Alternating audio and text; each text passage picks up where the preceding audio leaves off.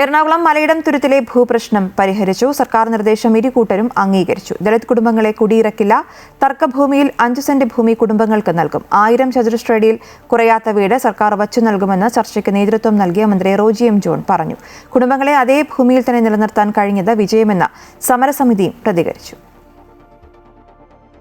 5 പതിറ്റാണ്ട് നീണ്ട തർക്കവും നിയമപോരാട്ടവും മാറി മാറി വന്ന സർക്കാരുകൾ നടത്തിയ ചർച്ചകൾ പരാജയപ്പെട്ടിടത്ത് പുതിയ UDF സർക്കാർ വിജയം കൈവരിച്ചു.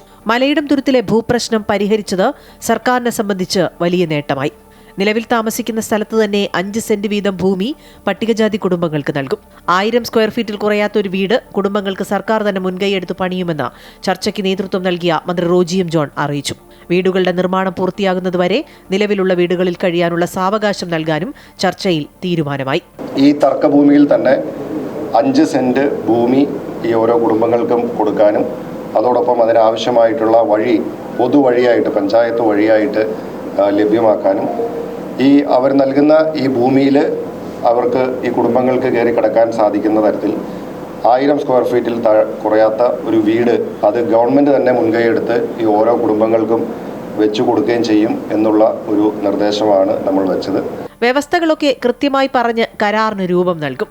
കരാർ വ്യവസ്ഥകൾ നടപ്പാക്കുന്നു എന്ന് ഉറപ്പുവരുത്താൻ ജില്ലാ ഭരണകൂടത്തിന്റെ ഭാഗത്തുനിന്നും RDO, DYSP എന്നിവരെ നിയോഗിക്കുമെന്നും മന്ത്രി പറഞ്ഞു. സമരക്കാർക്കെതിരെ എടുത്ത കേസുകൾ പിൻവലിക്കാമെന്ന ഉറപ്പ് നൽകിയിട്ടുണ്ട്.